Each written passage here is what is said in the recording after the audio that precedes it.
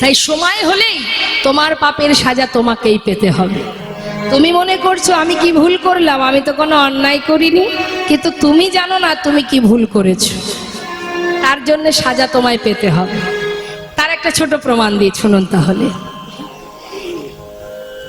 এক কারখানার মালিক, তিনি 3 তলায় বসে বসে তার কর্ম করছে, আর কর্মচারীরা নিচের ঘরে কাজ করছে। হঠাৎ মালিক তার এই কাজের জন্য আসতে কর্মসূত্রে কার সঙ্গে ফোনে কথা বলতে বলতে তার মাথাটা গরম হয়ে গেছে। মায়ের একটু মন দেবেন, দেখুন কর্মের ফল কিভাবে পেতে হয়, ভগবান কিভাবে দেয়। এখন যে মালিক কাজের জন্য কারোর সাথে কথা বলতে বলতে মাথা গরম করে বসে আছে, সেই মালিকের কাছে কর্মচারী গিয়েছে তার একটা বিশেষ দরকারের জন্য। এখন যেই না মালিকের কাছে গেছে, মালিকের তো প্রচন্ড মাথা গরম, হ্যাঁ।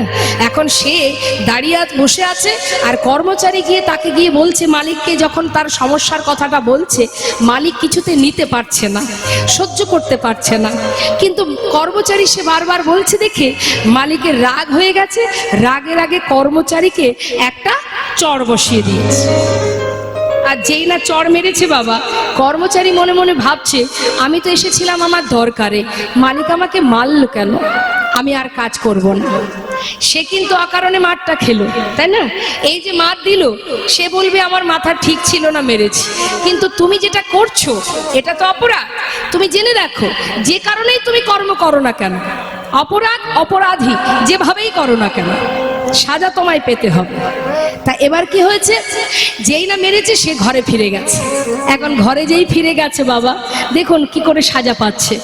এখন বাড়ির গিন্নি জিজ্ঞাসা করছে, স্বামী তুমি কাজ না করে চলে এলে তাড়াতাড়ি, তুমি কি ব্যাপার, কোথায় গিয়েছিলে, তুমি কি কারখানায় যাওনি? মালিকের কর্মচারী যে, তারও তো মাথা গরম। এখন তার গিন্নি বারবার বলছে বলে সেও একটা তার গিন্নিকে চড় বসিয়েছে। এবার গিন্নি চিন্তা করছে, মারলো আমাকে, ভালো কথা জিজ্ঞাসা করলাম, হ্যাঁ, থাকবোই না এই সংসারে। তারও রাগ হয়ে গেছে। সে কি করেছে, কাপড় চোপড় গোছাচ্ছে চলে যাবে বলে। এখন যেই না ঘর থেকে বেরোবে, বড় ছেলে এসে ডাকছে, মা মা যাচ্ছ কোথায় ভর দুপুরে, খিদে পেয়েছে খেতে দাও।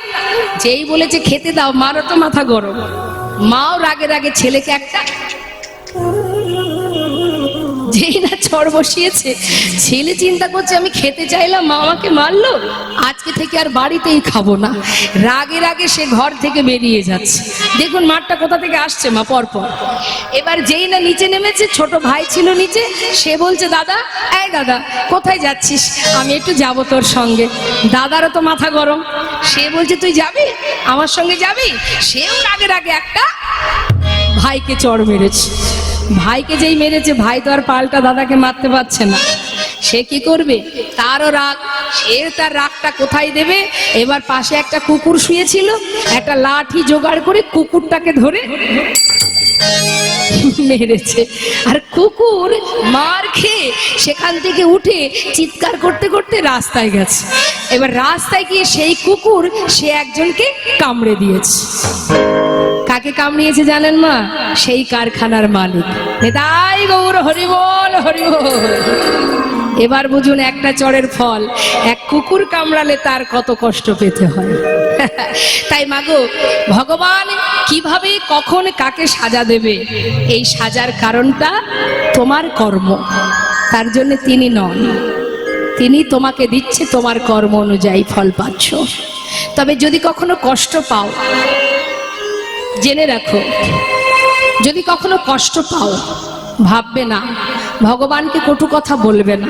কেননা আজকে যদি আমি কষ্ট পাই, দুফোঁটা চোখের জল যদি আমার এই চোখে আসে, দুফোঁটা জল যদি পড়ে, জানবে আমার জীবনের অপরাধ খণ্ডন হয়ে যাচ্ছে। হরিবল হরিবল। আর যত কষ্ট পাবো, তত জীবনের হাজার হাজার অপরাধ দূরীভূত হয়ে যাবে মা। একদিন সমস্ত অপরাধ থেকে মুক্তি পেয়ে, সমস্ত জ্বালা যন্ত্রণা থেকে মুক্তি পেয়ে, একদিন আমরা আমার গোবিন্দকে চিনতে পারবো, তার ভক্ত হতে পারবো এবং তার চরণে আশ্রয় পাব। যদি তার প্রতি আমাদের বিশ্বাস ভরসা থাকে, বিশ্বাস করো। আর ভগবান যদি বলো কোথায় তিনি, ভগবান কোথায়? ভগবানকে পাবো কি করে? অনুভব করো। অনুভব ছাড়া বুঝতে পারবে না। যেমন মনে করুন না, একটা সুন্দর কথা বলি, আপনার জীবনে যদি কষ্ট আসে, কষ্ট কি দেখা যায়? যায় না। কেউ বলতে পারবে যে কষ্টের ওজনটা কতটা, কত রকমের, মানে কষ্টটা কত ওজনের, কত পরিমাণ? বোঝা যায় না। এটা আপনার অনুভব যে কতটা কষ্ট হচ্ছে, তাই না? এটা যেমন দেখা যায় না। যদি আপনার হাজারো কষ্ট, আপনাকে যদি ডাক্তারখানা নিয়ে যাওয়া হয়, ডাক্তার যদি কেটে কেটে টুকরো করে দেয়, ডাক্তার তিনি কি বলতে পারবে যে তোমার কতটা, কত কেজি ওজনের কষ্ট ছিল মনে? তাহলে কষ্ট যেমন দেখা যায় না, অনুভব করতে হয়, ভগবানকেও অনুভব করতে হয়। যেদিন তোমার অনুভূতি শক্তি তৈরি হবে, যেদিন তুমি তোমার ভগবানকে জানতে পারবে, বুঝতে পারবে, যেদিন অনুভব করতে পারবে যে সে আছে, সে তোমার কাছে আছে, তোমার জীবনে কষ্ট আসার আগে সে তোমার কাছে এসে হাজির হবে। নিতাই গৌর হরিবোল হরিবোল।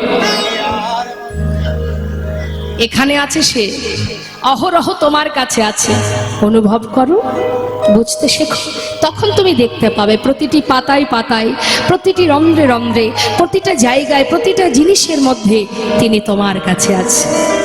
আমার হিয়ার মাঝে, বিশ্বকবি রবীন্দ্রনাথ ঠাকুর বলেছিলেন, লুকিয়েছিলে দেখতে আমি পাইনি তোমায়, দেখতে আমি পাইনি। আমার হিয়ার মাঝে লুকিয়েছিলে দেখতে আমি পাইনি তোমায়, দেখতে আমি পাইনি। ওই বাহির পানে চোখ মেলেছি, বাহির পানে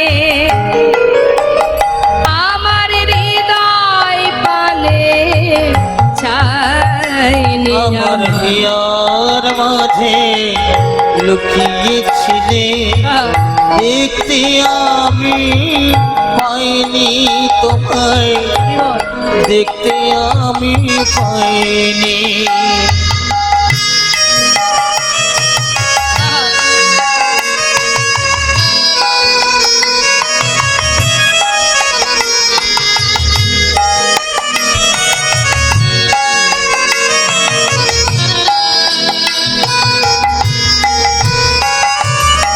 আমার সকল ভালোবাসায়, সকল আঘাত, সকল আশায়, আমার সকল ভালোবাসায়, সকল আঘাত, সকল আশায়। কি বলছে মা? তুমি যেমন আশাতেও আছো, তেমন তুমি ভরসাতেও আছো, তুমি আঘাতেও আছো, তুমি সুখেও আছো, তুমি সর্বক্ষণ আছো আমার কাছে। আমি তোমার কাছে যাইনি দয়াময়। আমার সকলে ভালোবাসায়, সকল আঘাত, সকল আশায় তুমি ছিলে আমার কাছে, তুমি ছিলে। আমি তোমার কাছে যাইনি। আমার হিয়ার গৌর হরিবোল হরিবোল। লুকিয়েছিলে দেখতে আমি পাইনি তোমায়, দেখতে আমি পাইনি। আমার হিয়ার মাঝে লুকিয়েছিলে দেখতে আমি পাইনি তোমায়, দেখতে আমি পাইনি। তাই ফাঁকি ঝুঁকি অন্য কোথাও চলবে, ভগবানের কাছে নয়। ভগবান কি করলেন? কোনো কথা না বলে সুদামাকে বললেন, সুদামা বেশ, কি আর করা যাবে ভাই। এবার বৃষ্টি বন্ধ হবার পর বন থেকে কাঠ কুড়িয়ে ঘরে ফিরে এলো বাবা। ঠিক তার পরের দিন গোবিন্দ ডাকছে, এই বন্ধু এদিকে আয়। কাছে ডেকে নিয়ে বলছে, সুদামা তুই তো আমাকে অনেক ভালোবাসিস, আচ্ছা ভাই, কতটা ভালোবাসিস? সুদামা বলছে, অনেক, আমার প্রাণের থেকে বেশি ভালোবাসি। আচ্ছা, আমি যদি তোর কাছে কিছু চাই আমাকে দিবি? কেন দেব না, তুই বল কি চাস। আমার প্রাণ চাইবি? তবে তোকে প্রাণটাও দিয়ে দেব। না না, প্রাণ দিতে হবে না। শোন, ওই দেখ রন্ধনশালায় আমার গুরুমা নাড়ু তৈরি করে রেখেছে। তুই তো জানিস আমি একটু নাড়ু খেতে ভালোবাসি। জানা ভাই, আমার জন্য দুটো নাড়ু নিয়ে আয়। সুদামা বলছে, এই কথা? আচ্ছা ঠিক আছে, তুই বস, আমি গুরুমাকে গিয়ে বলবো, গুরুমা আমাকে যেই দেবে তোকে দিয়ে দেব। না না, ওইভাবে আনা যাবে না।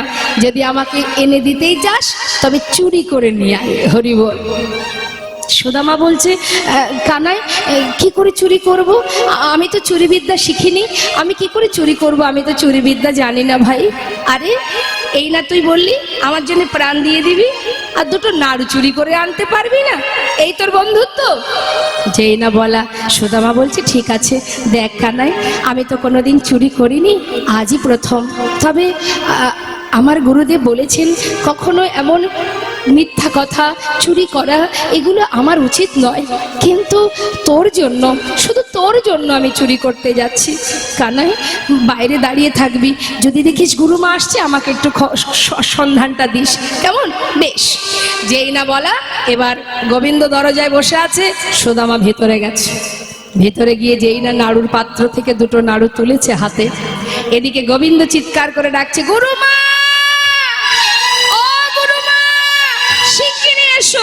তুমি মনে করো আমি তোমার ঘরে নাড়ু চুরি করে খাই? আজ হাতে নাতে প্রমাণ, কে তোমার ঘরে নাড়ু চুরি করে খায়। যেই না বলা, সুদামা ভয়ে ছুটতে ছুটতে ঘর থেকে বাইরে এসে ভাই কানার কাছে এসে বলছে, কানাই, তুই কি করলি কানাই? কোন অপরাধের সাজা নিলি তুই? দেখ, আমি আগেই তোকে বলেছি আমি চুরি করতে জানি না, আমি তোর জন্য চুরি করতে গিয়েছিলাম, তুই অকারণে মায়ের কাছে আমাকে চোর করে দিলি ভাই। জানিস আমার প্রাণের থেকে আমি তোকে বেশি ভালোবাসি। কানাই, কেন তুই আমাকে এইভাবে কষ্ট দিলি? বেশ, তবে তুইও শুনে রাখ, আমি প্রাণের থেকে তোকে বেশি ভালোবাসি। আজ এই গুরুকুলে দাঁড়িয়ে আমি তোর সামনে প্রতিজ্ঞা করলাম, জানিস আমার মা বলে তুই নাকি ভগবান, তোর কাছে যে যা চাই তুই নাকি তাই দিস। আমি তো জানি না, আমি শুধু তোকে বন্ধুরূপে ভালোবাসি। তবে যদি তুই ভগবান হয়েও থাকিস, শুধু তোর কাছে আমার একটা প্রতিজ্ঞা কানাই, জীবনে যদি আমার হাজারো দুঃখ কষ্ট আসে, আমার জীবনে যদি দারিদ্রতা আসে, আমি অভাব কষ্টে দুঃখে যন্ত্রণায় যদি কোনোদিন মারাও যাই, আমি কোনোদিন তোর কাছে দুহাত পেতে কিচ্ছু চাইব না। হরি বল, হরি বল। কানাই মৃদু হেসে বললেন, সুদামা, বেশ তো বললি তো এমন কথা, তাহলে তুইও শোন। তুই যদি আমার কাছে কিছু না চাস, আমিও প্রতিজ্ঞা করলাম যতদিন তুই না চাইবি ততদিন আমিও তোকে দেব না।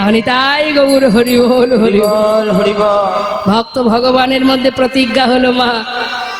কিছুদিন পর গুরুদেব বললেন, তোমাদের শিক্ষা সম্পূর্ণ, তোমরা এবার ঘরে ফিরে যাও। সবাই পরিপূর্ণ শিক্ষা অর্জন করে যে যার ঘরে গেল, কিন্তু গোবিন্দ চলে গেলেন দ্বারকায়। নেতাই গৌর হরি বল। সুদামা চলে গেল আপন ঘরে। তার পিতার আনন্দ ধরে না। কেন না, আমার ছেলে মস্ত বড় বিপ্র, মস্ত বড় পণ্ডিত, শাস্ত্র অধ্যয়ন করেছে, আমার ছেলে পণ্ডিত। গ্রামবাসী সবাই আনন্দে, সবাই খুশি। কেন? সত্যি সুদামা মস্ত বড় পণ্ডিত, আমাদের গ্রামের গর্ব, আমাদের গ্রামের অহংকার সুদামা। এই সুদামাকে গ্রামের একটা পাঠশালায় ছোট ছোট বাচ্চাদের শিক্ষা দেয়। মটকমণির আনন্দ ধরে না। সন্তান ভালো কিছু করলে মা বাবার তো আনন্দ হবে। শুধু মা বাবা কেন, দেখবেন গ্রামেরও অনেক ব্যক্তি আছে, গ্রামের কেউ যদি একটি ভালো কাজ করে সবাই খুশি হয়। তাই মটকমণি সে কি করেছে, ছেলের উপযুক্ত বিবাহের বয়স হয়েছে দেখে এক সুকন্যার সন্ধান করে মা তার সঙ্গে বিবাহ দিয়েছে। একবার উলুধ্বনি, নতুন বউ ঘরে আসছে। হ্যাঁ,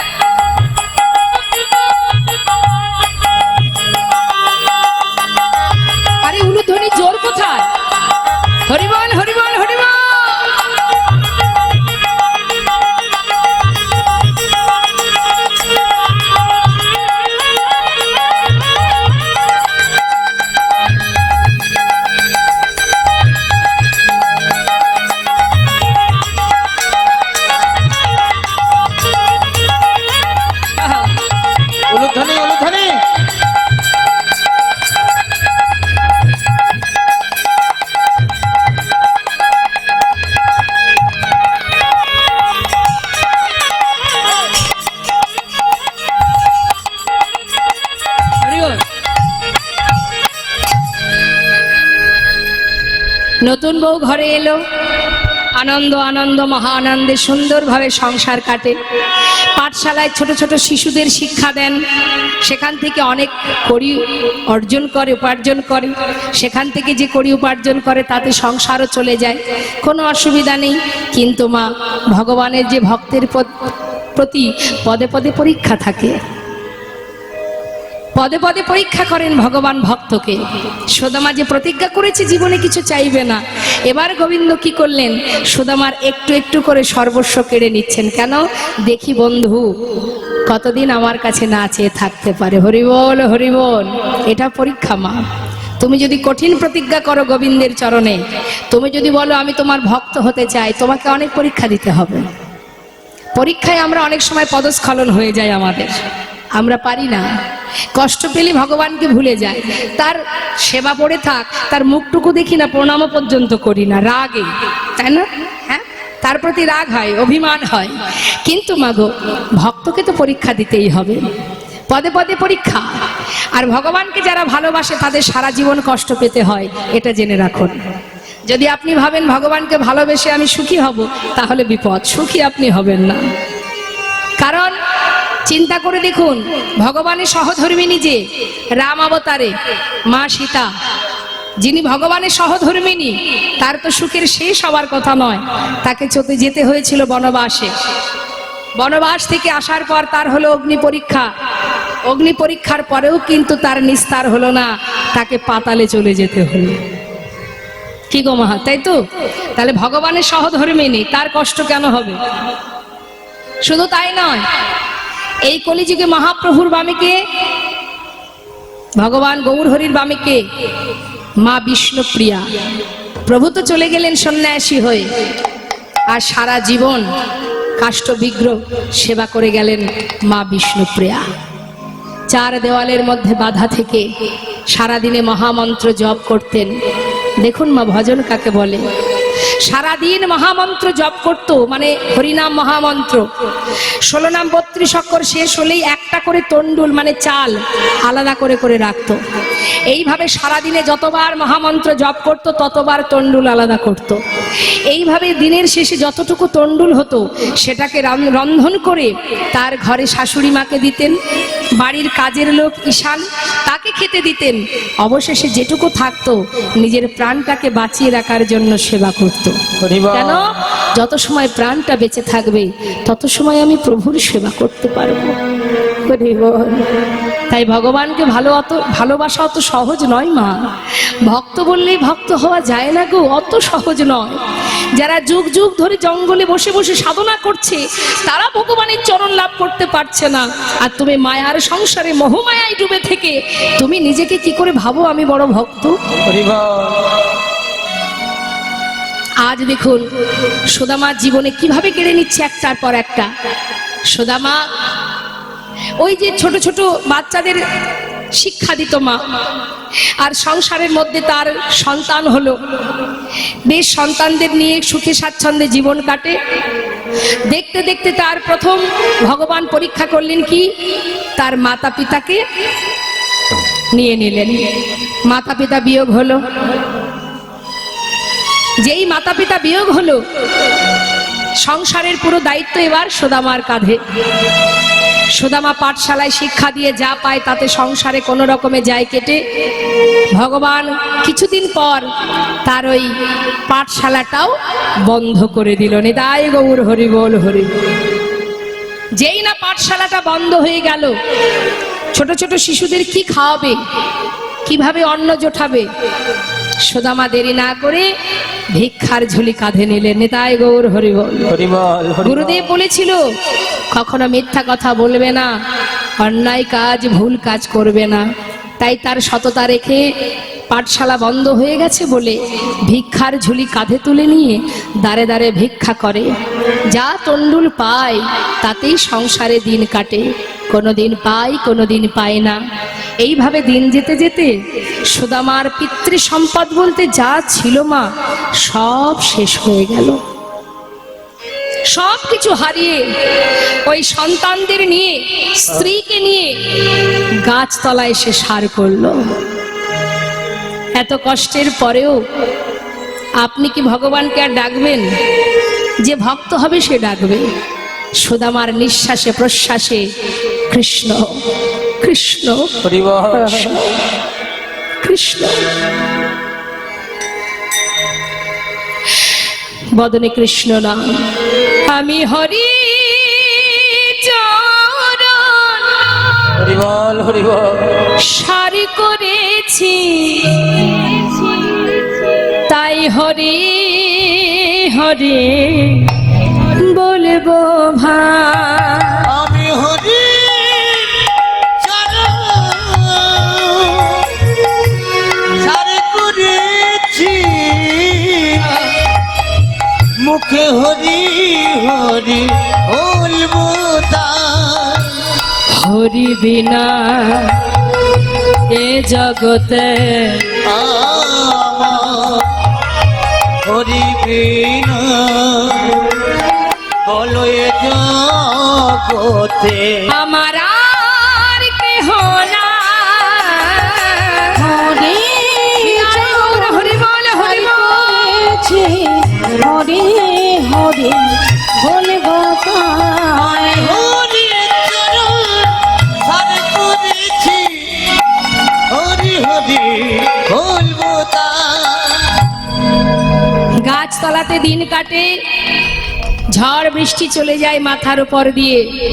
দেখুন মা কি অবস্থা সুদামা, তার সন্তানদের অঙ্গে কোনো বসন নেই, স্ত্রীর পরনে একটা মাত্র বস্ত্র, তাও সর্বত্রে ছেঁড়া।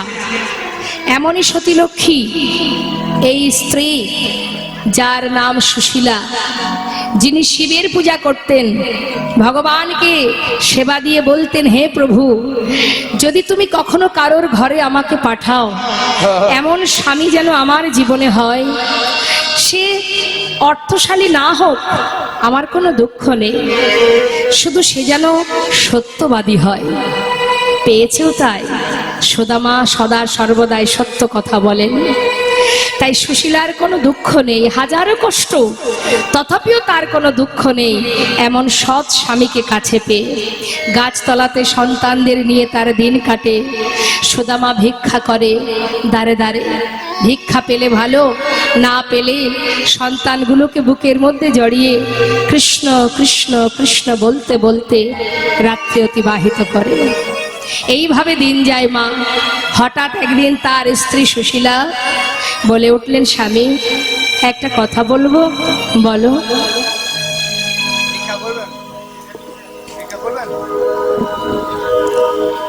স্বামী, শুনেছি তোমার বন্ধু সে নাকি দ্বারকার রাজা, আবার এও জানি সে নাকি ভগবান। আচ্ছা স্বামী, যে তোমার বন্ধু সে তো ভগবান, সে রাজা, তাহলে তুমি কি পারো না স্বামী আমাদের জন্য, সন্তানগুলোর জন্য একটু তার কাছ থেকে কিছু চেয়ে আনতে? সুদামা বলছে, সুশীলা যা বলেছো বলেছো, আর বলো না। কেন জানো, আমি আমার বন্ধুর কাছে প্রতিজ্ঞা করেছি, ওর কাছে কোনোদিন আমি হাত পেতে কিছু চাইবো না। আর আজ বিপদে পড়েছি বলে বন্ধুর কাছে হাত পাতবো? যে বন্ধুর জন্য আমি কিছু করতে পারলাম না, আমি তার কাছে হাত পাতবো কি করে? বলো না, আমি পারবো না সুশীলা, আমাকে বলো না। স্বামী, বেশ, তোমাকে চাইতে যেতে হবে না, কিচ্ছু চাওয়ার প্রয়োজন নেই। আর একটা কথা বলি স্বামী, বলো, তোমার কি মন চায় তাকে দেখার? সুশীলা, সে তো আমার বহুদিনের আশা, কি করবো বলো, অসহায় কাঙাল আমি, আমার কথা কি আর ওর মনে আছে? সে তো শুনেছি এখন দ্বারকার বড় রাজা, আমার কথা কি আর তার মনে আছে গো? স্বামী, কি বলো তুমি? যার নাম প্রতিটা শ্বাসে প্রশ্বাসে তুমি জপ করছো, সে তোমায় ভুলবে কি করে? স্বামী, আমার বিশ্বাস, একবার তুমি তার কাছে গিয়ে দেখো, আমার মন বলছে সে তোমায় চিনতে পারবে। বলছো সুশীলা, আমার বহুদিনের স্বপ্ন, সে আমায় চিনতে পারবে তো? কেন পারবে না? তুমি না তার বাল্যকালের বন্ধু? যাও স্বামী, যাও, কিছু চাওয়ার প্রয়োজন নেই। যাকে এত ভালোবাসো, যাও তাকে একবার দেখে এসো। সুশীলা, তুমি তো বলছো যেতে, দেখো কোনো বন্ধু যদি বন্ধুর বাড়ি মাঝে সাঝে যায়, খালি হাতে গেলেও তাতে কোনো অসুবিধা হয় না, কিন্তু অনেকগুলো বছর চলে গেল, এখন আমি যে যাব খালি হাতে কি করে যাই তার ঘরে বলো? স্বামী, আচ্ছা ঠিক আছে, তোমাকে খালি হাতে যেতে হবে না, আমি দেখছি পারবে, পারবে সুশীলা? যদি কিছু এনে দিতে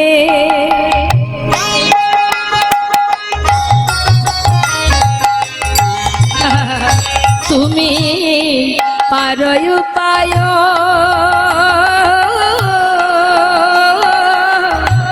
যদি কিছু এনে দিতে তুমি পারো উপায়, তবে সে করিতে পারি দ্বারকায় গমন। তবে সে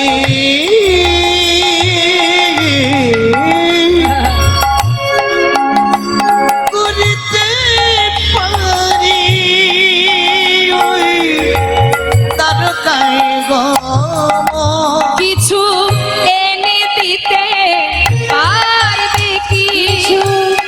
এনে দিতে পারবে কি? আমার প্রাণের ভাই কানাইয়ের লাগি কিছু এনে দিতে পারবে কি? আমার প্রাণের ভাই কানাইয়ের লাগি কিছু এনে দিতে পারবে কি?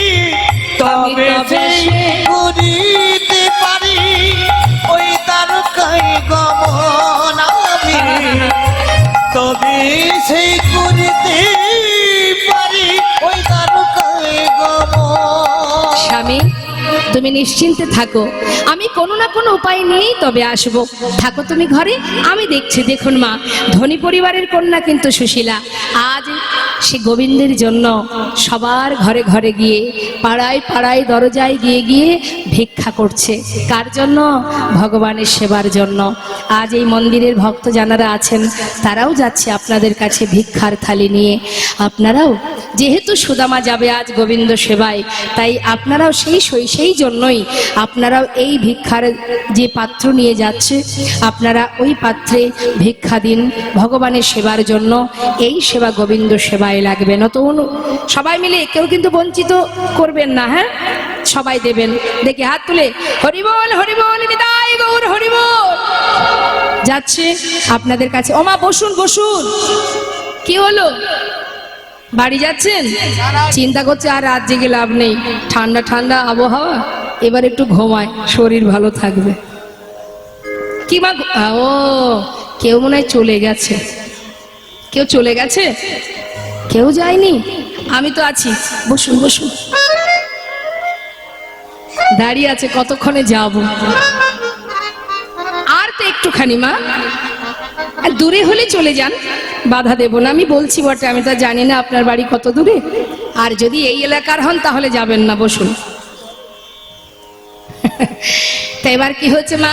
সুশীলা ভিক্ষা করছে, আপনাদের কাছে যাচ্ছেন আমার বাবা, তিনিও ভিক্ষা করতে। আপনারা ভিক্ষা দিন আর আস্বাদন করুন। সুশীলা গিয়ে দাঁড়ে দাঁড়ে ভিক্ষা করছে। না থাকলে কোথায় পাবে? জয় নিতাই জয় গোবিন্দ। হ্যাঁ দেবেন, গাড়ি ভাড়াটুকু রেখে বাকিটা গোবিন্দের জন্য দিয়ে দিন। হ্যাঁ, হরি বল। কৃপণতা করবেন না কিন্তু, কারণ তিনি জানেন আপনার কাছে কত আছে। হ্যাঁ, তা যাচ্ছে। আর কি বলছে সবার দ্বারে গিয়ে?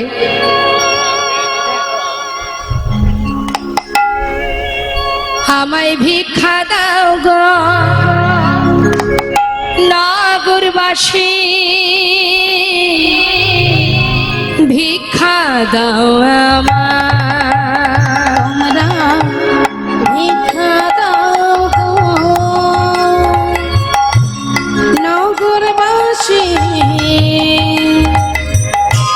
ভিক্ষা দাও আমায়।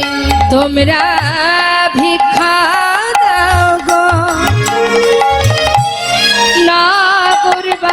বাসি ভিক্ষা দাও আমার। তোমরা ভিক্ষা দাও গো,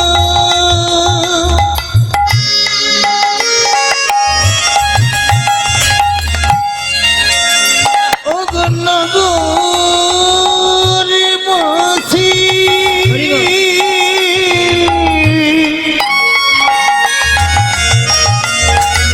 ভিক্ষা দাও আমায়। বাবা সবাই কি ভিক্ষা দেয়? দেখবেন অনেকে ভিক্ষা দেয় না, ভিখারি এলেই দরজা বন্ধ করে দেয়।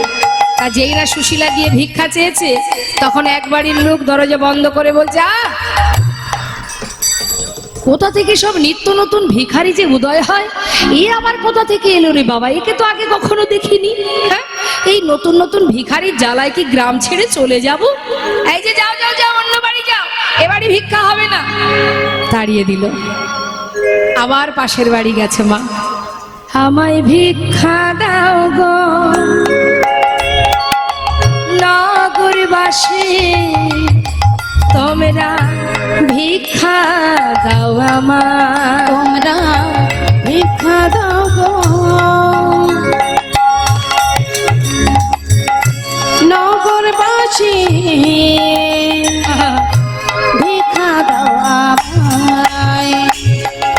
সে আবার বলছে, এদিকে এদিকে, এই বউটাকে মনে হচ্ছে কোথায় দেখেছি দেখেছি মনে হচ্ছে। হ্যাঁ, সুদামার বউ, সুদামার বউ। ও দেখতে সুন্দর, ওই জন্য পাঠিয়েছে। আচ্ছা, মানে নিজে ভিক্ষা করে পায় না বলে আজকে বউটাকে নামিয়ে দিয়েছে পথে। এই যে যার স্বামী সত্যবাদী সে কেন দাঁড়ে দাঁড়ে ভিক্ষা করে খাবে? হ্যাঁ, আমরা অনেক কষ্ট করি, রোজগার করি, পরিশ্রম করি, তবে আমাদের খাওয়া জোটে। হ্যাঁ, আর তোমরা ভিক্ষা করে করে খাবে?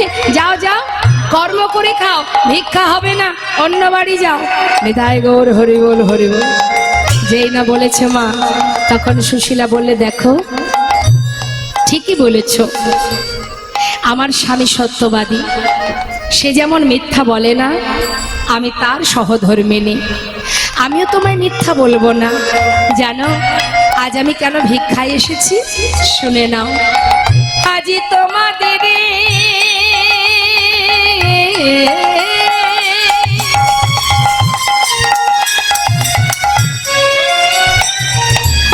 তোমাদের ভিক্ষার দ্রব্য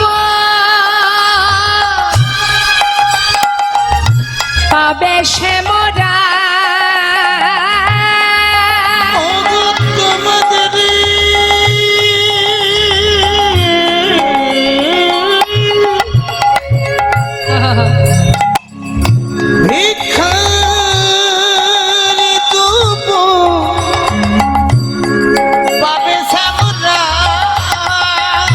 ভিক্ষা দাও আমার। নগরবাসী, ভিক্ষা দাও আমায়। তোমরা ভিক্ষা দাও আমায়, একবার ভিক্ষা দাও আমায়। দেখবেন মা, একই গ্রামের মধ্যে বিভিন্ন রকমের মানুষ বাস করে, কেউ ভিক্ষা দেয় কেউ দেয় না। হ্যাঁ, তো যেই না শুনেছে যে গোবিন্দ সেবায় লাগবে, এই কথা শুনে যারা গোবিন্দকে ভালোবাসে, কৃষ্ণ ভক্ত যারা, তারা কি করেছে, ঘর থেকে শুকনো চিড়ে তার আঁচলে ভিক্ষা স্বরূপ দিয়ে গেছে। কয়েক বাড়ি থেকে শুকনো চিড়ে ভিক্ষা করে এবার সেই চিড়েগুলো মনের আনন্দে ঘরে নিয়ে গিয়ে এবার গোবিন্দ সেবার জন্য সেই চিড়েগুলোর একটা পুটুলি বেঁধেছে। এবার নিজের পরনে যে বসনটা আছে সেই বসনের কিছুটা অংশ ছিঁড়েছে মা, আর কোথায় পাবে বস্ত্র, তাই সেই বসনের কিছুটা অংশ ছিঁড়ে একটা সুন্দর পুটুলি বেঁধে স্বামীর হাতে দিয়ে বলছে, স্বামী আজকের যে ভিক্ষা আমি করেছি, এই ভিক্ষার একটা দানাও তুমিও খাবে না, আমিও নয়, আমার সন্তানদেরও দেব না। যার জন্য ভিক্ষা করা, আজকের এই দান, আজকের এই ভিক্ষা তুমি তার জন্য নিয়ে যাও। যাও স্বামী। সুদামার আনন্দ ধরছে না মা, বন্ধুর জন্য কিছু না কিছু তো পেয়েছে, সেটুকু বুকের মধ্যে করে নিয়ে সুশীলা সন্তানদের কাছ থেকে বিদায় নিয়ে এবার চললেন দ্বারকার দিকে। পথের পরে পথ হেঁটে চলেছে মা, পথ চেনে না, কাউকে জানে না, ডেকে ডেকে সকলকে ডেকে জিজ্ঞাসা করে করে যাচ্ছে। পথে যাচ্ছে আর ডাকছে কানাইকে, কানাই রে বড় আশা করে যাচ্ছি ভাই, একটি বার তুই দেখা দিস। ও কানা একবার আমায় দেখা দে কানাই, দেখা দে রে, একবার দেখা দে রে ভাই কানাইয়া, দেখা দে আমায়, একবার দেখা দে রে,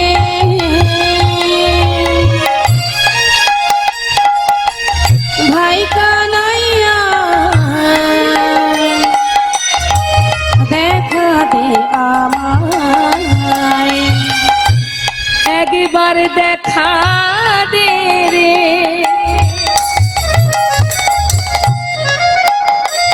দেখা দে,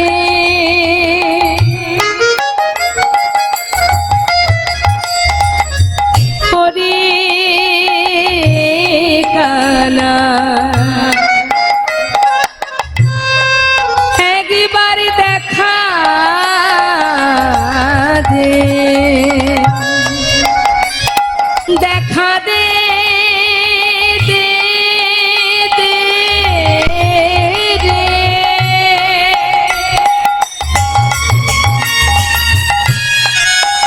ওরে কানাই রে, ওরে আমার প্রাণের ভাই, একবারে দেখা দে, দেখা দে, দেখা দে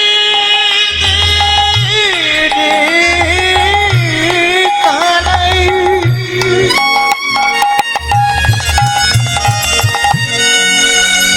ওরে মোর মিয়া ভাই কানাই রে,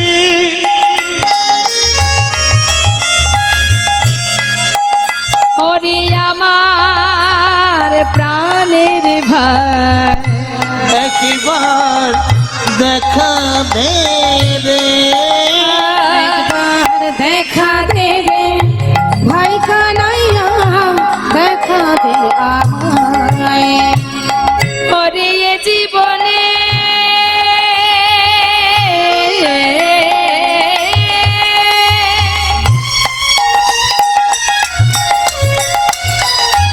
কতদিন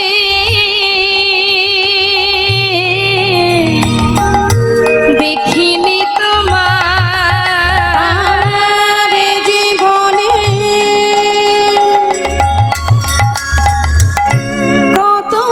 কতদিন দেখিনি তোমায়, একবার দেখা দে আমায়, দেখা দে রে, ভাই কানাইয়া, দেখা দে আমায়, একবার দেখা দে আমায়, একবার দেখা দে আমায়। মা, ভক্ত যদি ভগবানের চরণ পাদপদ্ম লাভ করার জন্য ছুটতে ছুটতে পথে নামে, সে যদি পথের পরে পথ হেঁটে যায়, যখন যার উদ্দেশ্য নিয়ে ঘর থেকে বেরিয়েছে তার কিন্তু দায়িত্ব পড়ে যায়। গোবিন্দ দেখছে ভক্ত সুদামা আসছে, পাশে বসে আছে রুক্মিণী সত্যভামা, জিজ্ঞাসা করছে স্বামী তোমার বন্ধু তোমার জন্য পথের পরে পথ হেঁটে আসছে, পাগলের ন্যায় তোমার জন্য শুকনো চিড়ে নিয়ে ছুটে আসছে। হরি বল। স্বামী আমি আর ওর কষ্ট সহ্য করতে পারছি না, তুমি তোমার ভক্তকে একবার দেখা দাও। গোবিন্দ বলছে রুক্মিণী এমন কথা বলো না, আমার বন্ধু আসছে ঠিকই, যখন এত কষ্ট করে ঘর থেকে যাত্রা করেছে আসুক আমার দ্বারে, তবেই তো আমি তো যাওয়ার জন্য বসে আছি, কতক্ষণে আসবে সুদামা আমার কাছে। আমি তার জীবনের সর্বস্ব কেড়ে নিয়েছি যাতে সে আমার কাছে আসে, শুধু আমি অপেক্ষায় আছি, একটু অপেক্ষা করো, সময় না হলে তো আমি যেতে পারবো না, সময় হোক আমি ঠিক যাব তার সামনে। হরি বল। কি করেছে মা? দেখবেন মা, সময় না হলে ভগবান আসবে না, তুমি যতই ছটফট করো। যেমন বাবা মহাভারতে শিশুপাল, ভগবান বলেছিল যে তোমার 100টা অপরাধ আমি ক্ষমা করব, 100 থেকে 1 যখন হবে, তুমি যদি নিজেকে না শোধরাও, আমি কিন্তু তোমাকে আর বাঁচিয়ে রাখবো না, সেই দিনই তোমার শেষ। তাই একটার পর একটা অপরাধ করে যখন 101 হলো, সেই দিনই কিন্তু তাকে প্রাণে মরতে হয়েছিল। তাই ভগবান সময় না হলে তোমার সামনে আসবে না, যতই তুমি কাঁদো, যতই তাকে ডাকো। তাই আজ দেখুন ভগবান বসে আছেন, তিনি দেখছেন বন্ধু আসছে, কিন্তু অপেক্ষায় আছে কখন আসবে দ্বারে। আর সুদামা ডাকতে ডাকতে দ্বারকার কাছে এসে দেখছে কি মা, বিশাল প্রাসাদ, রাজপ্রাসাদ দর্শন করে মনে মনে ভাবছে সুদামা, আহা আমার বন্ধু কত বড় রাজ্যের রাজা, এত বড় রাজাও যে কিনা রাজসুখ ভোগ করে, এই গোটা রাজ্য পরিচালনা করে, তার কি আর আমার সেই শিশুকালের বন্ধু আমি, আমার মতো কাঙাল বন্ধুর কথা তার কি আর মনে আছে? যদি চিনতে না পারে আমি কি করে যাব তার কাছে? ফিরে যাই। যদি চিনতে না পারে আমি বেশি কষ্ট পাবো, তার থেকে ফিরে যাই। আবার মন বলছে না না, এলাম যখন একবার তো দ্বারে গিয়ে দেখি, যদি সে চিনতে পারে। দমনা হচ্ছে, দমনা করতে করতে এগিয়ে যাচ্ছে বাবা। দ্বারে এসে যেই না দাঁড়িয়েছে, দেখছে দ্বারে অনেক প্রহরী, অর্থাৎ দাঁড়ি দাঁড়িয়ে আছে। দাড়িকে দেখে বলছে, আয় দাড়ি, দাড়ি এখানে কি আমার বন্ধু কানাই আছে? दारी जिज्ञासा करছে, कौन हो तुम, कहाँ से आए हो, तुम्हारा नाम क्या है? সুদামা বলছে, আমাকে চিনবি না, আমি বৃন্দাবন থেকে আসছি, বল না এখানে কি আমার বন্ধু কানাই আছে?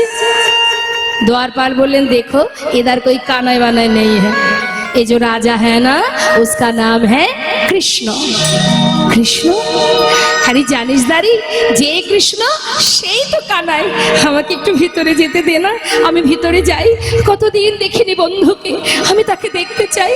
দ্বারপাল হাসছে বাবা, আরে কোথা থেকে পাগল, সারা গায়ে নোংরা দুর্গন্ধ, সারা গায়ে কাদামাটি লেগে আছে, এই কিনা আমাদের রাজার বন্ধু। মুখের দিকে হা করে তাকিয়ে সমস্ত দাড়ি, আহা ওই দ্বারকাবাসী তারা সবাই হাসছে, অট্টহাসি হাসছে। মহাজন লীলার পাশে দাঁড়িয়ে বলছে, देखो देखो ये गरीबी का हाल, कृष्ण की द्वार पे विश्वासी लेके आया हूँ, बचपन की यार है मेरा यही सोच के आस करके आया हो, हरिद्वार पालो उसका नैया से कह दो, हरिद्वार पालो उसका नैया से कह दो, हरिद्वार पालो उसका नैया से कह दो, कि द्वार पे सुदामा करीब आ गया है, इधर पे सुदामा करीब आ गया है, आरे द्वार पालो कन्हैया से कह दो, अरे द्वार पाला उसका नैया से कह दो, इधर पे सुदामा करीब आ गया है, इधर पे सुदामा करीब आ गया है। हरि बोल।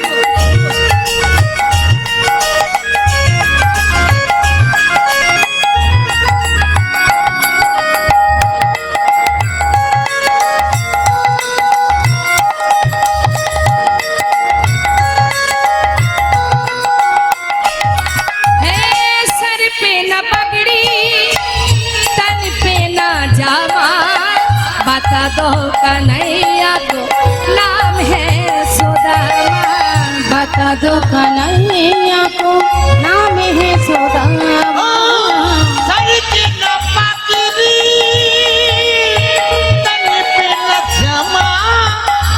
दो कन्हैया को नाम है सुदामा। बता दो कन्हैया को नाम है सुदामा। न सर पे है पगड़ी न तन पे है जामा, बता दो कन्हैया को नाम है सुदामा। सर पे न पगड़ी तने पे न जमा, बता दो कन्हैया को नाम है सुदामा। बता दो कन्हैया को नाम है सुदामा।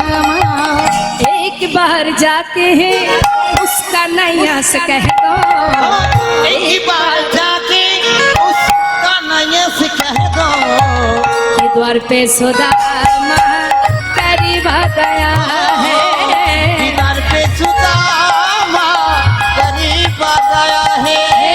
अरे द्वार पालो कन्हैया से कह दो, अरे द्वार पालो उसका नैया से कह दो कि घर पे सुदामा दीदार पे सुदामा करीब आ गया है। के घर पे सुदामा करीब आ गया। दीदार पे सुदामा करीब आ गया है। दीदार पे सुदामा करीब आ गया है। অনাদি আদি গোবিন্দ তিনি তো সোনার সিংহাসনে বসে আছে মা, তিনি তো জানেন সুদামা দ্বারে এসে দাঁড়িয়ে আছে, কিন্তু যতক্ষণে খবরটা না পাবে সে যাবে কি করে। তাই দ্বারপাল সুদামাকে বাইরে রেখে ভেতরে যাচ্ছে মহারাজকে খবর দিতে যে মহারাজ আপনার বন্ধু এসেছে দ্বারে। হ্যাঁ, এই কথা বলবার জন্য দ্বারপাল যাচ্ছে।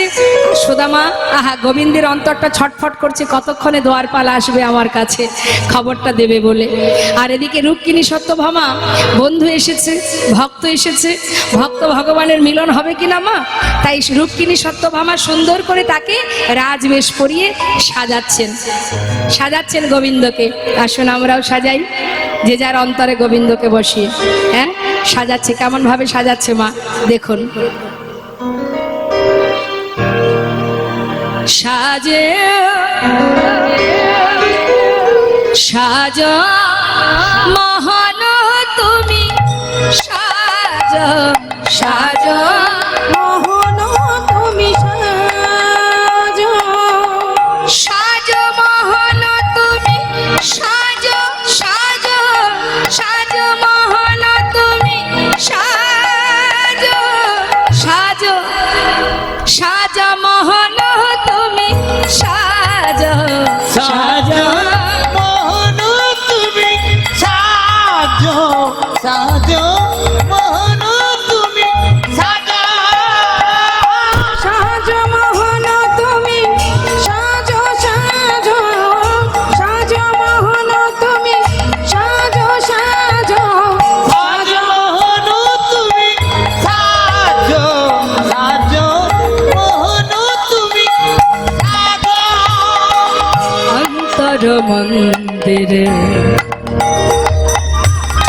ধর্মরতি, অন্তর মন্দিরে ধর্মরতি, অন্তর মন্দিরে একবার ধর্মরতি, অন্তর মন্দিরে ধর্মরতি। প্রেমেরই প্রদীপে তোমায় করিব আরতি। অন্তর মন্দিরে ধর্মরতি, প্রেমের প্রদীপ তোমায় করিব আরতি। গোকুলের কান্হা ব্রজেতে শ্রীকৃষ্ণ, গোকুলের কান্হা ব্রজেতে শ্রীকৃষ্ণ, গোকুলের কান্হা তুমি ব্রজেতে শ্রীকৃষ্ণ, গোকুলের কান্হা ব্রজেতে শ্রীকৃষ্ণ। নব নব রূপে তুমি আজ সাজো মোহন তুমি সাজো, সাজো মোহন তুমি সাজো, সাজো মোহন তুমি সাজো, সাজো সাজো মোহন তুমি সাজো, সাজো সাজো মোহন তুমি সাজো, সাজো মোহন সুন্দর করে সাজাচ্ছে মা। এমন সময় হলো কি দেখুন, ওই যে দ্বারপাল আসছে মহারাজের কাছে, সে এসে যেই না বলেছে, মহারাজ আপনার দ্বারে এক কাঙাল ভিখারি পাগলের বেশ দ্বারে দাঁড়িয়ে আছে, আপনার সঙ্গে সাক্ষাৎ করবে বলে। গোবিন্দ জিজ্ঞাসা করলেন, তুমি কি করে জানলে সে পাগল? কেন মহারাজ? তার বেশ দেখে। হরি বল। বেশ দেখলে কি কখনো বোঝা যায় যে সে পাগল কি পাগল নয়? নাম কি তার? তার নাম সুদামা।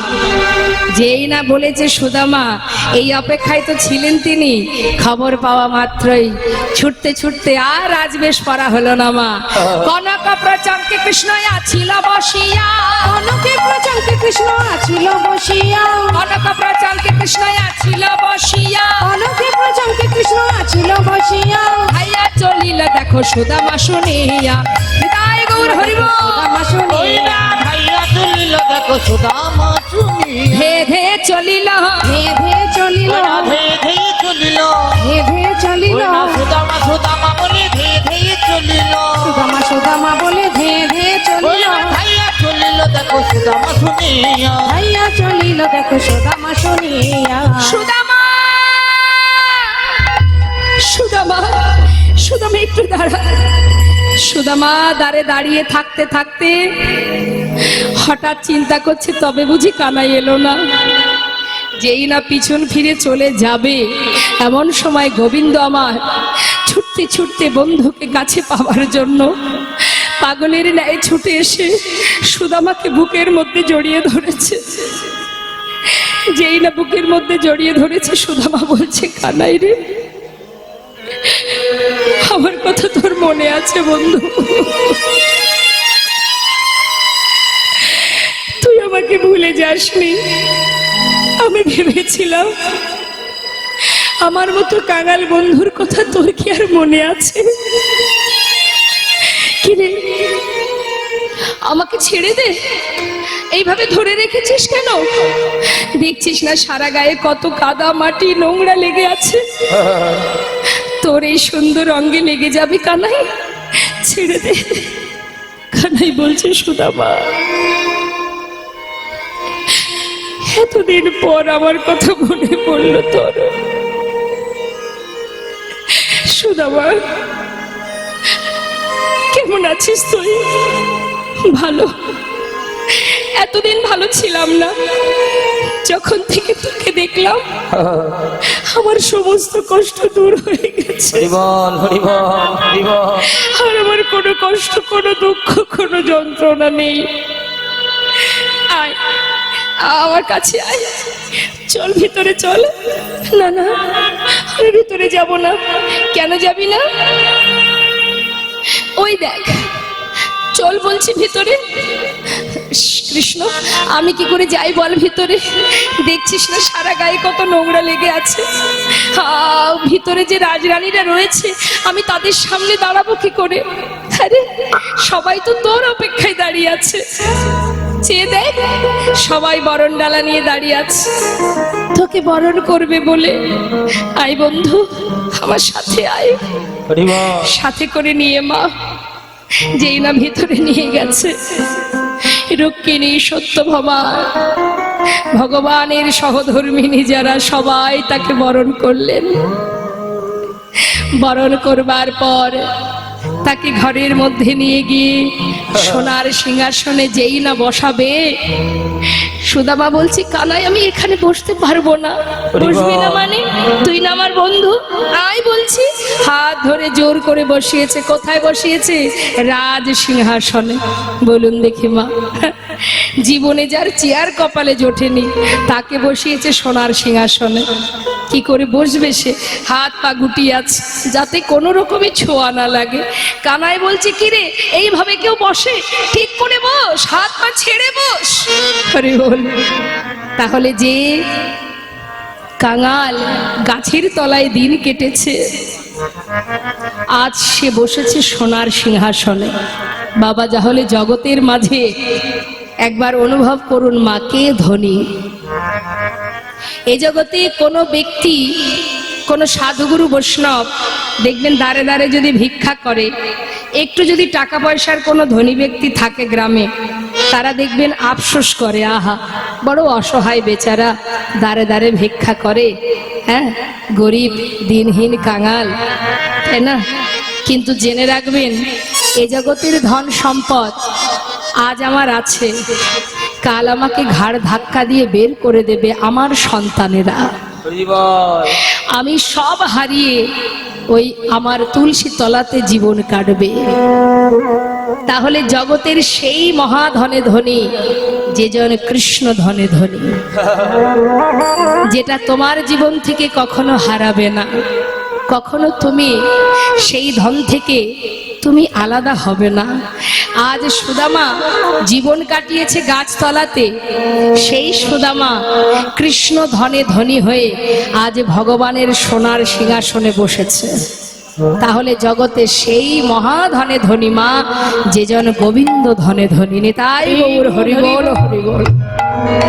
আজ সোনার সিংহাসনে বসানোর পর রুক্মিণীকে বললেন, রুক্মিণী তাড়াতাড়ি যাও, জল নিয়ে এসো, আজ আমি নিজেই আমার বন্ধুর চরণ ধৌত করব। কেন জানো, সে যে মস্ত বড় পণ্ডিত, পণ্ডিত এসেছে আমার ঘরে, বিপ্র এসেছে আমার ঘরে, তার চরণ ধৌত করব আমি। দেরি করো না, তাড়াতাড়ি জল নিয়ে এসো। দেরি না করে রুক্মিণী সত্যভামা সোনার থালা চরণ তলে পেতে দিলেন বাবা। এবার সুন্দর করে ভগবান নিজের হাত দিয়ে ভক্তের চরণ ধোয়াচ্ছে, চোখের জল দিয়ে চরণ ধৌত করছে। ভক্তির বোঝা ভগবান বয়। হরি বল। সোনার থালাতে সুদামা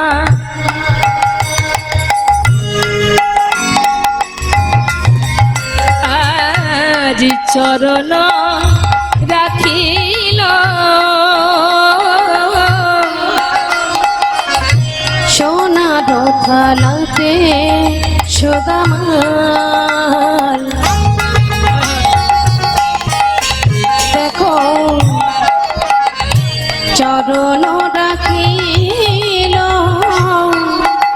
আজি দেখো দেখো স্বর্ণ ভিঙ্গারের জল চরণেতে দিল, দেখো স্বর্ণ ভেঙারের চাল সুদামার চরণে দিল। আজি নয়ন জলে প্রভু আমার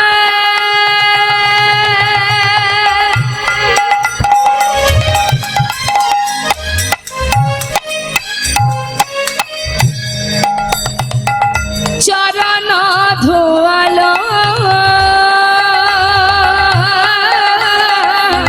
নয়ন জলে প্রভু আমার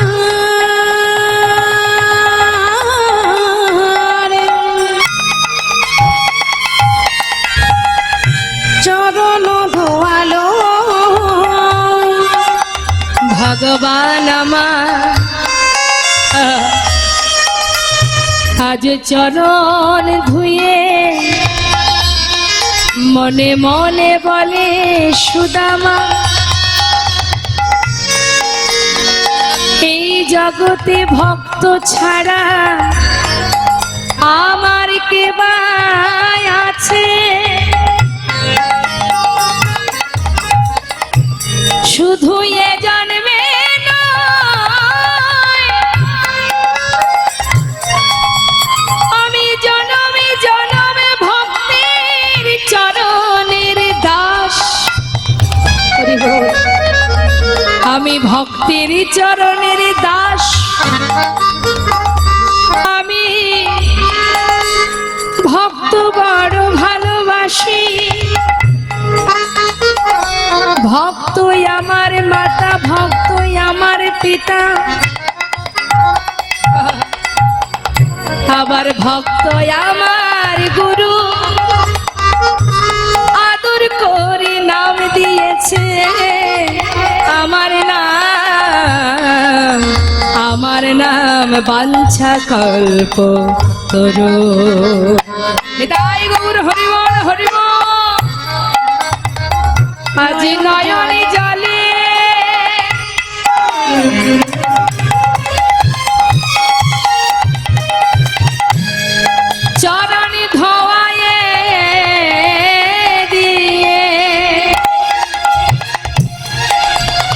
বুঝি মন্দ মন্দ সেবা করে দুটি নয় জলে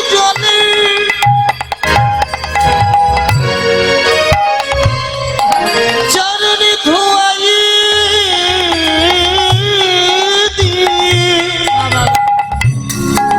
ওই না মন্দ মন্দ চরণ সেবা করে মাগো চরণ দুটি হাতে করে নিয়ে দেখছি চরণ থেকে কত রুধির ঝরছে। ভগবানের করকমলে চরণ দুটি নিয়ে মনে মনে বলছে, ভক্ত কত ভালোবাসলে যে নিজের কথা না ভেবে শুধু আমার চিন্তা করে হাজার কষ্টকে ভুলে থাকতে পারে। চোখের জলে চরণ ধৌত করছে সুদামা। আমরা কি দেখেছি মা, ভক্ত ভগবানের চরণ সেবা করে, তাই না? কিন্তু আজ যে উল্টো হয়ে গেল মা, ভগবান ভক্তের চরণ ধৌত করছে। এমন ভক্ত কতজন হতে পারে বলো? গোবিন্দ চরণ ধৌত করছে আর বলছে, সুদামা এই বন্ধু, এতগুলো বছর পরে এসেছিস, আমার জন্য কিছু এনেছিস নাকি? সুদামা মনে মনে চিন্তা করছে, কানাই রে, তুই তো এত বড় রাজ্যের রাজা, তুই রাজ সিংহাসনে বসে থাকিস, তুই রাজভোগ সেবা করিস, রাজ পালঙ্কে ঘুমাস, আমার আনা শুকনো চিড়ে আমি তোকে দেব কেমন করে? যদি তুই না খাস, কাপড়ের মধ্যে লুকিয়ে রেখে বলছে, জানিস অনেক চেষ্টা করেছি, কিচ্ছু আনতে পারিনি রে, কি করব বল? কোন রকমে ভিক্ষা করে দিন কাটে, কিচ্ছু আনতে পারিনি। গোবিন্দ মনে মনে বলছে, সুদামা আমার জন্য এনেছিস কিন্তু দিতে পারছিস না, তুই ভেবেছিস তোর আনা শুকনো চিড়ে আমি খাবো কি করে? তুই কি জানিস না আমার ভক্তরা আমাকে ভালোবেসে যা দেয় আমি যে সেটা তৃপ্তি ভরে সেবা করি। ওরে বিদুরের ঘরের শাক অন্ন যদি আমি সেবা করতে পারি, সবরই রেঠো কুল যদি আমি খেতে পারি, তোর আনা শুকনো চিড়ে খাবো না? সত্য কথা মা, হস্তিনাপুরে ভগবান কৃষ্ণ যখন যান, দুর্যোধন বলেছিল, এসো সখা আমি তোমাকে রাজভোগ খাওয়াবো। ভগবান বলেছিল, শোনো দুর্যোধন, খেতে যদি হয় আমি তো তোমার কাছে খাবো না, আমি যদি সেবাই করতে চাই তাহলে বিদুরের ঘরে সেবা করব। বিদুর ছিল দাসী পুত্র মা, তাই বিদুরের ঘরে সেবা করেছিলেন ভগবান। বিদুরের স্ত্রী ভুল করে কলা সেবা দেবে বলে খোসাটা দিয়েছিলেন, আপনারা সবাই জানেন। ভগবান সেই খোসাটাই সেবা করেছিলেন, সেটাই সেবা করেছিলেন। কেন মা? তাতে যে ভক্তি ছিল, প্রেম ছিল, ভালোবাসা ছিল।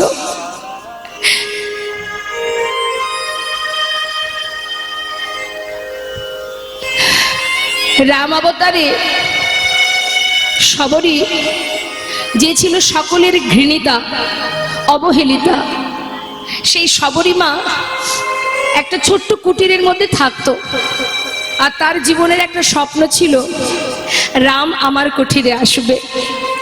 তাই প্রতিদিন কি বাদ পাবে বনের ভিতরে, গাছ থেকে কুল পাড়তো মা। দেখুন ভালোবাসা কাকে বলে। আপনি আপনার সন্তানকে নিজের বদনে রেঠো দেন তো? দেন না? সন্তানের রেঠো আপনি খান তো? তাহলে তাকে ভালোবাসেন বলেই আপনি দিচ্ছেন। আর ভগবানের বদনে এঠো দিতে পারে তারাই যারা ভগবানকে ভালোবাসতে পারে, নিজের করে ভালোবাসতে পারে। হরি বল, হরি বল। তাই সেই সবরই রামকে কি খাওয়াবে? বনে গিয়ে কুল পেড়েছে, গাছের কুল, মুখে দিয়ে দেখছে টক না মিষ্টি। যেটা খেয়ে দেখছে মিষ্টি কুল, সেই অর্ধেক এঁঠোকুলটা তুলে রাখছে, কেন? রামকে দেবে তাই। হরি বল হরি বল। প্রতিদিন ফুল তুলে সেই ফুলগুলোকে ছিঁড়ে ছিঁড়ে যে পথে রাম ঢুকবে তার কুঠিরে, সেই পথের মধ্যে সুন্দর করে সাজিয়ে রাখতো, কেন? আসতে যেন তার চরণে ব্যথা না পায়নি। তাই গৌর হরি বল। ভগবান প্রভু রামচন্দ্র মা সীতাকে উদ্ধার করার পথে ওই শবরীর কুঠিরে গিয়েছিল এবং শবরীর এঁঠো কুল সেবা করেছিলেন প্রভু রামচন্দ্র। তাই ভগবান সুদামাকে বলছে, বন্ধু, সকলের এঁঠো যদি আমি খেতে পারি, তাহলে তোমার আনা শুকনো চিড়ে আমি কেন খাবো না? তুমি দিতে পারছো না, মনে মনে ভাবছে গোবিন্দ। বেশ, দিতে যখন পারছো না, সময় মতো আমি খেয়ে নেব। কিচ্ছু না বলে তাকে স্নান করিয়ে সদ্য বসন করিয়ে তাকে সুন্দরভাবে সেবা দিল। সেবার পর বলল, বন্ধু, এত পথ হেঁটে এসেছিস, চল এবার বিশ্রাম করবি। এই বলে শয়ন মন্দিরে নিয়ে গিয়ে সুদামাকে শয়নে দিলেন। সুদামা শয়নে আছে মা। দেখতে দেখতে অন্ধকার হতে হতে মধ্যরাত। মধ্যরাত যখন রাত সবাই ঘুমাচ্ছে, সেই সময় ভগবান তার নিজের শয্যা পরিত্যাগ করে এক পা দু পা করে সুদামার কুঠিরে প্রবেশ করলেন। হরি বল। সুদামা যেখানে শুয়ে আছে তার চরণের পাশে গিয়ে বসলেন। হরি বল। চরণের ধারে বসে দেখছি চরণ দুটি কত পথ হেঁটে এসেছে, তাই নিজের করকমল দিয়ে হাত দিয়ে তাই ভক্তের চরণটা সেবা করছে। কেন? অনেক পথ হেঁটে এসেছে, কত কষ্ট হলো তার, যাতে বন্ধু ভালো ঘুমাতে পারে, তাই চরণ সেবা করছে। চরণ সেবা করতে করতে মা হঠাৎ দেখছে চরণ তলে কত কাটা ফুটে আছে। মনে মনে ভাবছে, গোবিন্দ, বন্ধু, নিজের কোনো খেয়ালই নেই তোর। সেই শিশুকাল থেকে তুই আমাকে এত ভালোবাসিস, এত কাটা ফুটেছে চরণ তলে, কিন্তু সেদিকে তোর কোনো খেয়াল নেই। হরি বল হরি বল। কিন্তু এই কাটা আমি কি করে পরিষ্কার করব? ও যে ঘুমিয়ে আছে, যদি ঘুম ভেঙে যায়। তাই ধীরে ধীরে চরণের পাশে বসে নিজের হাত দিয়ে একটা একটা করে কাটা পরিষ্কার করছে মা। আবার লক্ষ্য আছে যাতে বন্ধুর ঘুমটা ভেঙে না যায়। এখন পরিষ্কার করতে করতে দেখছে কি একটা কাটা অনেকটা ভিতরে ঢুকে গেছে, সেটাকে কি করে বের করবে? কিছুতেই সেটাকে হাত দিয়ে বের করতে পারছে না। যখন বের করতে পারছে না, দেরি না করে গোবিন্দ আমার নিজের বদনটা সেই চরণতলে নিয়ে গিয়ে নিজের দাঁত দিয়ে সেই কাঁটাটাকে ধরে যখন জোর করে টেনে বের করেছে, সঙ্গে সঙ্গে সুদামার কাপড়ের নিচে যে পুটুলিটা ছিল সেটা নিচে পড়ে গেছে, আর সুদামা চমকে উঠেছে। হঠাৎ গোবিন্দকে দেখতে পেয়েছে। গোবিন্দ বলছে, কি সুদামা, এই পুটুলিতে কি আছে? হ্যাঁ, দেখি তো। হাতে করে যেই না তুলেছে, সুদামা বলছে, কানাই দে, আমায় ফিরিয়ে দে, দে বলছি। আরে ফিরিয়ে তো দেবই, আগে দেখি কি আছে। যেই না খুলেছে মা, দেখছে কি তার মধ্যে চিড়ে। ও, তুই চিড়ে এনেছিলি আমার জন্য, আমাকে তো দিলি না সুদামা। কেন দিলি না তুই? বল, কেন দিলি না তুই? তুই কি ভেবেছিস আমি চিড়ে খেতে পারবো না? আরে ক্ষীর সর ননি মাখনে খেতে খেতে আমার আর মুখে কোনো রুচি নেই। এই যে আজকে তুই চিড়ে এনেছিস, আজ আমি একটু মুখের স্বাদটা পাল্টাবো। এই বলে যেই না মুখে দিতে যাবে মা, হঠাৎ দেখছে ভিজে। আরে বন্ধু, চিড়েগুলো ভিজিয়ে এনেছিস? বুঝেছি বুঝেছি বুঝেছি, শুকনো চিড়ে খেতে গেলে মুখে ব্যথা লাগবে, সেই জন্য ভিজিয়ে এনেছিস, তাই না? আরে এই না হলে কি বন্ধুত্ব? ঠিক করেছিস। যেই না মুখে দিতে যাবে, সুদামা বলছে, কানাই জানিস ভাই, আমি কিন্তু চিড়ে ভিজিয়ে আনিনি। তাহলে ভিজলো কি করে তা তো জানি না, তবে মনে হয় আসার সময় তোর কথা ভাবতে ভাবতে যখন আমি কাঁদছিলাম, আমার মন বলছে আমার চোখের জলে চিড়ে ভিজে গিয়েছে, তাই গৌর হরিবল হরিবল। চলে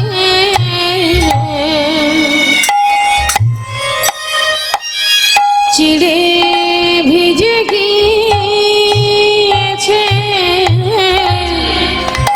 চোখের জলে চিড়ে ভিজে গিয়েছে, আমার চোখে জলে চিড়ে ভিজে গিয়েছে। আমি কেমন করে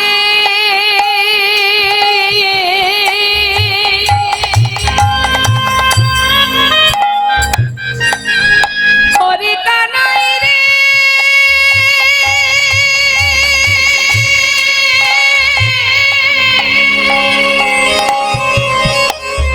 ওরে কানাই,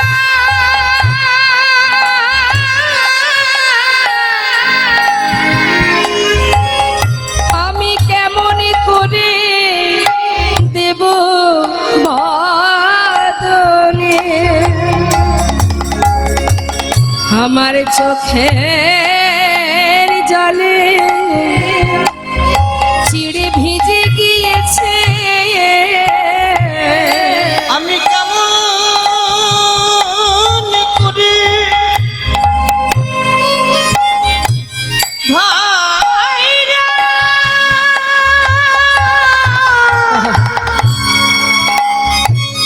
ভাইরা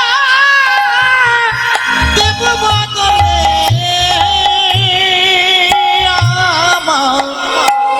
আমার চোখে জলে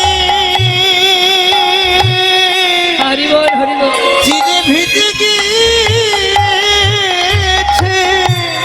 ভগবান বলেছে সুদামা,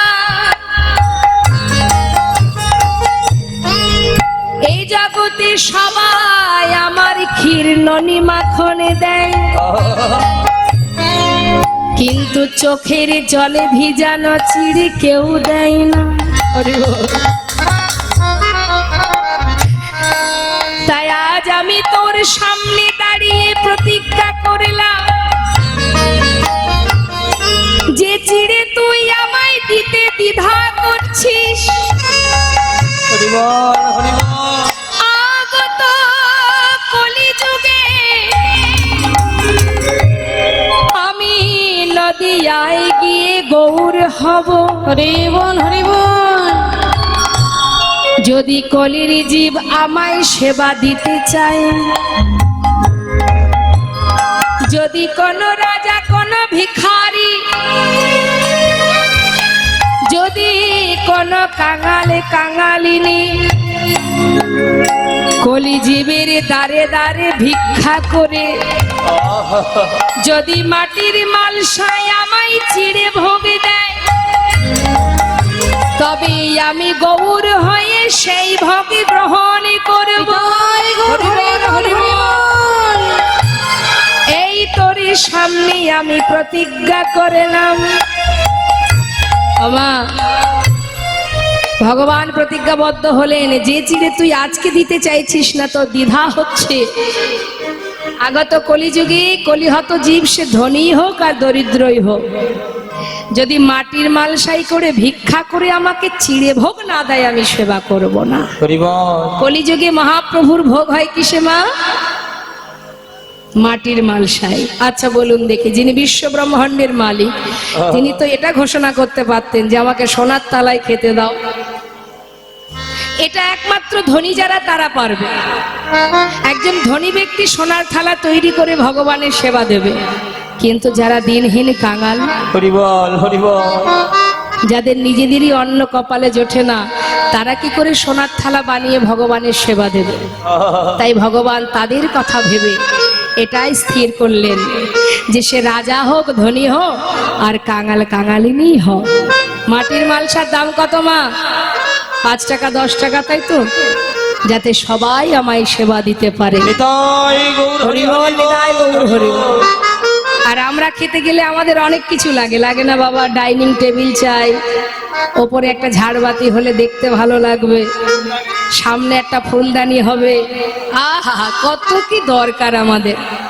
একবার আমাদের নিজেদেরই লজ্জা হওয়া উচিত, যিনি বিশ্বব্রহ্মাণ্ডের মালিক তিনি মাটির পাত্রে সেবা করেন, আর আমাদের কত কিছু দরকার হয়, তাতেও শান্তি নেই আমাদের। নিতাই গৌর হরি বল। তাই যারা বুঝেছে তারা কখনো এই সুখ কামনা করে না। দেখবেন অনেকের ঘরে আছে ভগবানের জন্য পাকা ঘর, পাকা মন্দির, নিজে থাকে কুড়ে ঘরে।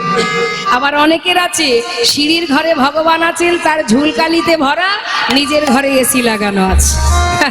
এটাই তো ভক্ত আর অভক্তের তাৎপর্য, তাই না? তাই আজ দেখুন ভগবান বললেন যে আমি এই চিড়ে আগত কলিযুগে সেবা করব। এদিকে রুক্মিণী সত্যভামা বললেন, স্বামী তুমি এই অমৃত সেবা করছো, আমাদের দেবে না? তা গোবিন্দের কাছ থেকে নিয়ে তখন সবাই মিলে সমানভাবে ভাগ করে সেবা করলেন।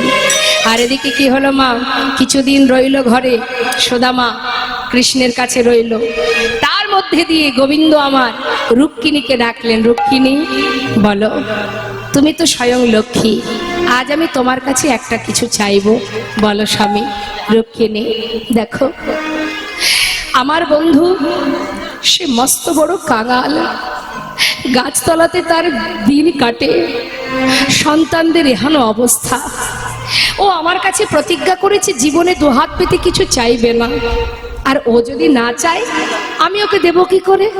মনে করুন বাবা, আপনার বন্ধু খুব ধনী, আপনি কোনোদিন তার বাড়িতে বেড়াতে গেলেন, এখন আপনি বেড়াতে গেছেন দেখে, আপনার চলাফেরা দেখে আপনার সে কিছু টাকা আপনাকে দিতে গেল, বলুন নিজের খারাপ লাগবে কি না?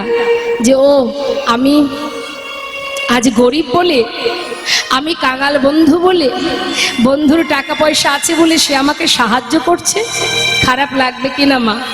তাই বলছে গোবিন্দ যে জানো রুক্মিণী, বন্ধু যদি আমার কাছে না চায়, আমি যদি ওকে যেচে কিছু দিই ওকে অপমান করা হয়, তাই আমি ওকে কিছু দিতে পারছি না। কিন্তু রুক্মিণী তুমি তো লক্ষ্মী, যাও না আমার বন্ধুর সমস্ত দুঃখটা দূর করে দাও, পারবে ওর সমস্ত দারিদ্রতা দূর করে ওকে সকল সুখী সুখী করতে? আমার বন্ধু আমার সম সুখ যেন সে পায়, যাও না রুক্মিণী।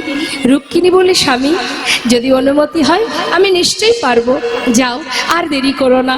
দেরি না করে রুক্মিণী বিশ্বকর্মাকে সঙ্গে করে নিয়ে সুদামার প্রাসাদ বানিয়ে আবার চলে এলো মা। কিন্তু সুদামা কিন্তু কিছুই জানে না। বেশ কিছুদিন পর যখন কানার কাছ থেকে বিদায় নেবে, হঠাৎ কানাই বললেন, সুদামা যাবি ভাই? যা, তবে একটা কথা জিজ্ঞাসা করি। হ্যাঁ রে, চলে যাবার আগে কিছু আমায় বলবি নাকি? কিছু চাস? বল কি চাস? সুদামা বলছে, কানাই এই যে তোকে দেখেছি, আমার জীবনে সব কষ্ট দূর হয়ে গেছে, আর আমার কিছু চাওয়ার নেই, শুধু তোর কাছে আমি একটা কথা জানিয়ে যাই ভাই, যেমন করে আমায় ভালোবাসিস মৃত্যুকাল পর্যন্ত যেন আমায় ভুলে যাস না, যেন সঙ্গ ছাড়া করিস না ভাই, যেন সঙ্গ ছাড়া করিস না ভাই, যেন সঙ্গ ছাড়া করিস না ভাই। শুধু এ জন্মে নয়, জন্মে জন্মে যেন সঙ্গ ছাড়া তুই করিস না ভাই। শুধু এ জন্মে না,